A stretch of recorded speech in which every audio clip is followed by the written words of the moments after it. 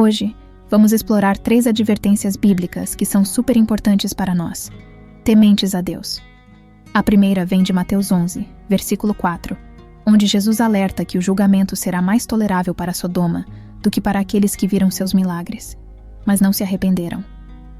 Isso nos lembra das graves consequências de rejeitar a verdade e não se arrepender. Devemos ser responsáveis pelo conhecimento que temos e pelas oportunidades que recebemos, pois no julgamento seremos avaliados não apenas por nossas ações, mas também por como respondemos à graça de Deus. A segunda advertência, de Mateus 7, versículo 21, destaca que não basta apenas chamar Jesus de Senhor. É necessário fazer a vontade do Pai. Isso nos desafia a ter uma fé genuína e obediente, indo além das palavras. Professar a fé não é suficiente. Nossas vidas precisam estar alinhadas com a vontade de Deus. A verdadeira fé se manifesta em obediência e transformação de vida. A terceira advertência, do Apocalipse 20, versículo 12, revela a cena do julgamento final, onde cada alma será responsabilizada diante de Deus. Destaca a importância de nossas ações e que seremos julgados conforme registrado nos livros. O livro da vida, com os nomes dos que pertencem a Cristo, representa a salvação pela fé nele. Essas advertências nos lembram da nossa responsabilidade perante Deus. Elas nos desafiam a examinar a sinceridade de nossa fé, o verdadeiro arrependimento e a conformidade de nossas vidas com a vontade divina. Vamos levar essas advertências a sério, buscando uma vida de devoção, obediência e uma fé inabalável em Jesus. Que essas palavras despertem em nós o desejo por um relacionamento autêntico com Deus, enquanto caminhamos em direção ao reino eterno. O inimigo está empenhado em impedir que as pessoas conheçam a Deus e confiem suas vidas a Ele. Os ataques do diabo variam, mas o objetivo final é sempre afastar as pessoas do amor de Deus. Mas aqui está a boa notícia. A guerra espiritual não é algo a ser temido, porque a batalha pertence ao Senhor. Não lutamos sozinhos. Deixamos Deus lutar por nós, e é assim que vencemos na guerra espiritual. Essa batalha impacta todas as áreas de nossas vidas, e não dá para evitar o conflito. Muitos cristãos nem percebem que estão em guerra, mas outros sofrem as consequências, tornando-se vítimas. Estão desanimados, deprimidos, oprimidos e derrotados. Alguns são vítimas em seus relacionamentos, com divórcios, conflitos e abusos sendo cicatrizes dessa batalha. Vamos entender a estratégia do inimigo na guerra espiritual. Ele busca desanimar, distrair, criar insatisfação e semear discórdia entre os crentes.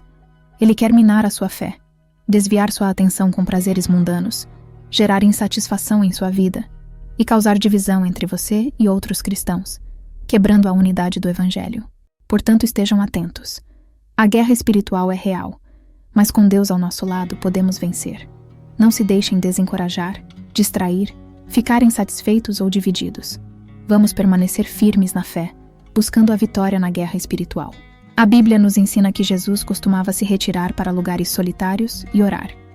É crucial tirarmos um tempo regular a sós com Deus, sem distrações. Se até Jesus, sendo Deus, precisava se afastar para estar com o Pai, quanto mais nós, seus seguidores, precisamos fazer o mesmo.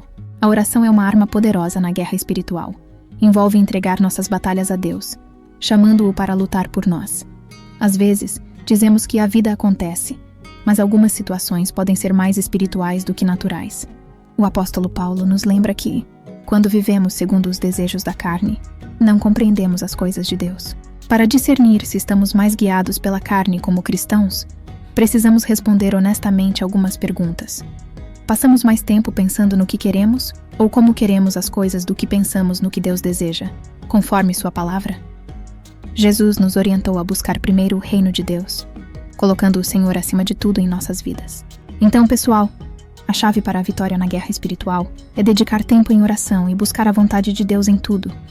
Vamos focar no Senhor, colocando-o em primeiro lugar em nossas vidas. Pessoas carnais geralmente buscam a Deus apenas quando precisam, enquanto os espirituais o colocam em primeiro lugar em tudo. E aí vai uma reflexão. Estamos mais preocupados com nossas necessidades pessoais ou com as dos outros? O apóstolo Paulo nos lembra que devemos considerar os outros mais significativos do que nós mesmos. Várias perguntas podem nos ajudar a discernir se vivemos de maneira carnal ou espiritual. Amamos a Deus e as pessoas mais do que a nós mesmos? Buscamos prazer mais do que a Deus? Estamos satisfeitos com o que temos ou sempre queremos mais? Perdoamos até mesmo aqueles que consideramos inimigos? Passamos tempo orando pelos outros? Discernir se as situações que enfrentamos são apenas acontecimentos da vida ou parte de uma batalha espiritual requer maturidade espiritual. A Bíblia ensina que o diabo busca destruir, mas Jesus veio para nos dar vida abundante. Precisamos do discernimento de Deus para resistir ao inimigo e reconhecer a diferença entre desafios cotidianos e batalhas espirituais. A Bíblia nos alerta, em Romanos 1, sobre os perigos de alimentar desejos pecaminosos. Se persistirmos nesses desejos, rejeitando a Deus sem arrependimento, há consequências sérias. 3 vezes, a Bíblia nos diz: Deus os entregou. Então, precisamos tomar cuidado com os apetites pecaminosos, buscando um desejo por Jesus e nada mais. Provérbios 4, versículo 23 nos lembra de manter nosso coração com toda vigilância, pois dele fluem as fontes de vida.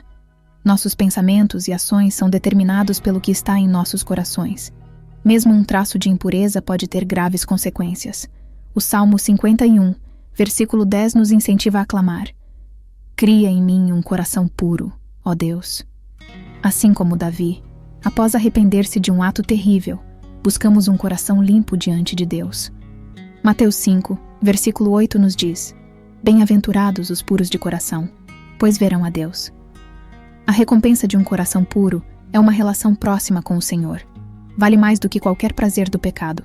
A promessa de ver Deus face a face deve nos motivar a uma obediência fiel. Quando a vida fica difícil, não fiquemos tão abalados a ponto de nos sentirmos sem esperança. Não fuja dos problemas. Corra para Jesus, aquele que venceu o mundo, nosso refúgio e força. Ele nos chama para buscá-lo nos momentos de dificuldade, pois é Ele quem nos resgata. Cura nossas feridas e doenças. Neste mundo, somos constantemente testados, mas a Bíblia nos lembra, em 1 Pedro 1, versículos 6 e 7, que nossas provações têm o propósito de fortalecer nossa fé, mais valiosa que o ouro. Não importa o que você esteja enfrentando, seja forte na fé. Não se deixe abalar, pois ao abandonar as promessas de Deus, você se perderá no caos do mundo. Jesus é nossa única base segura, nossa âncora firme. Hebreus 11, versículo 1 diz: Ora, a fé é a certeza de coisas que se esperam, a convicção de fatos que se não veem. A fé é essencial para agradar a Deus. Então eu pergunto a vocês: vocês realmente têm fé? Ou confiam apenas no próprio entendimento e no que veem? Estão vivendo e caminhando pela fé? Esses heróis tinham algo em comum: uma fé inabalável em Deus. Levar uma vida cristã exige fé. E olhando para histórias como a queda das muralhas de Jericó, a prisão de Paulo e Silas e a recusa dos 3 jovens na fornalha, vemos como a fé os sustentou. Esses exemplos nos mostram que, mesmo diante de adversidades, a fé dessas pessoas não vacilou. Elas sabiam que o Deus a quem serviam é maior do que qualquer coisa. Assim como eles, não devemos fugir dos problemas, mas correr para Jesus. Jesus nos assegura em Mateus: O céu e a terra passarão, mas as minhas palavras não passarão. Podemos confiar nele e nos apegar às suas promessas com confiança. Portanto, pessoal, sejamos encorajados a orar e confiar em Deus nos momentos difíceis. Não fujamos dos problemas, mas corramos para o abrigo seguro que é Jesus Cristo. Fiquem firmes na fé.